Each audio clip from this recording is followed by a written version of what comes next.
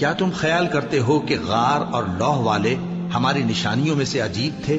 جب وہ نوجوان غار میں جا رہے تو کہنے لگے کہ اے ہمارے پروردگار، ہم پر اپنے ہاں سے رحمت نازل فرما اور ہمارے کام میں درستی کے سامان مہیا کر۔ تو ہم نے غار میں کئی سال تک ان کے کانوں پر نیند کا پردہ ڈالے رکھا، یعنی ان کو سلائے رکھا۔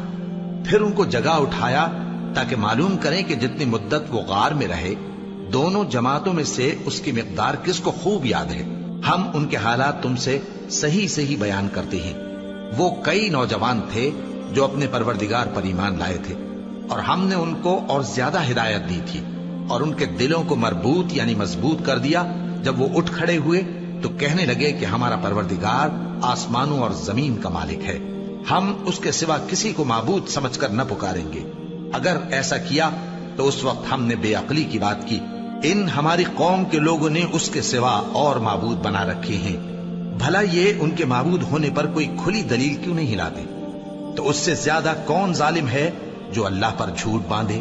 اور جب تم نے ان مشرکوں سے اور جن کی یہ اللہ کے سوا عبادت کرتے ہیں ان سے کنارہ کر لیا ہے تو غار میں چل رہو، تمہارا پروردگار تمہارے لیے اپنی رحمت وسیع کر دے گا اور تمہارے کاموں میں آسانی کے سامان مہیا کرے گا۔ اور جب سورج نکلے تو تم دیکھو کہ دھوپ ان کے غار سے داہنی طرف سمٹ جائے، اور جب غروب ہو تو ان سے بائیں طرف کترا جائے، اور وہ اس غار کے کشادہ حصے میں تھے۔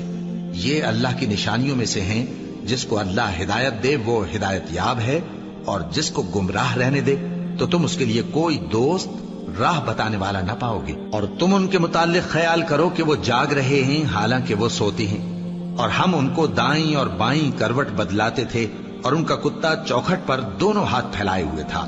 اگر تم ان کو جھانک کر دیکھتے تو پیٹ پھیر کر بھاگ جاتے اور ان سے دہشت میں آ جاتے۔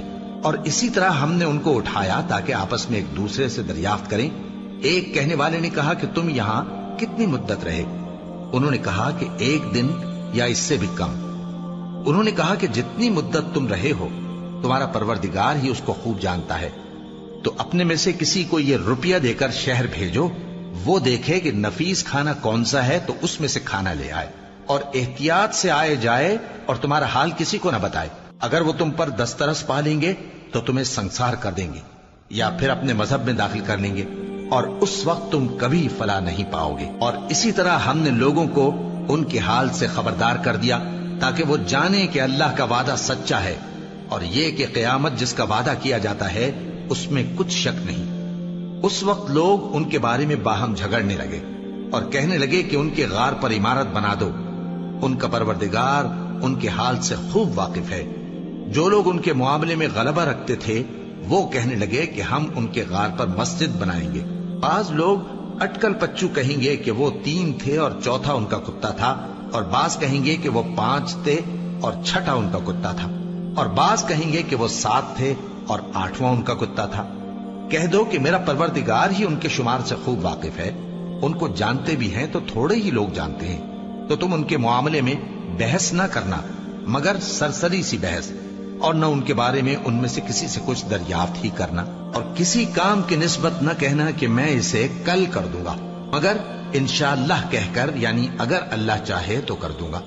اور جب اللہ کا نام لینا بھول جاؤ تو یاد آنے پر لے لو، اور کہہ دو کہ امید ہے کہ میرا پروردگار مجھے اس سے بھی زیادہ ہدایت کی باتیں بتائے۔